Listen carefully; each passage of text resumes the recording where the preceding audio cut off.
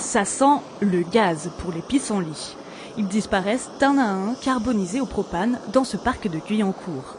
Depuis 5 ans, la communauté d'agglomération de Saint-Quentin en Yvelines prône le zéro pesticide, plus de produits chimiques, mais l'huile de coude comme ici, avec le désherbage au gaz.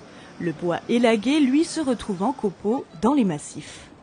Les copeaux, en se décomposant, fabriquent de la matière organique nécessaire au développement des plantes.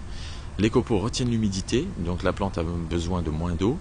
Et les mauvaises herbes, on trouve moins de support pour se développer en mettant dans des copeaux.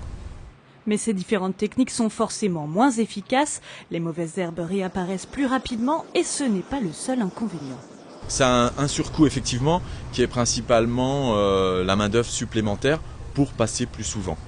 Mais là encore, il faut intégrer qu'on est en système écolo et donc on a tout intérêt à le faire. C'est quoi le surcoût?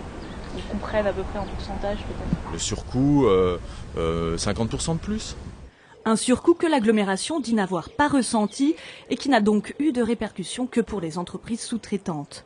Au total, 650 hectares de parcs, voiries et abords de bassins sont concernés. Les pollueurs en milieu urbain sur les jardins, ce sont les services des collectivités, services espagnaires des collectivités, et puis en partie les particuliers. Question de santé publique, l'agglomération s'est voulue précurseur. Les mairies, elles, commencent seulement à s'y mettre.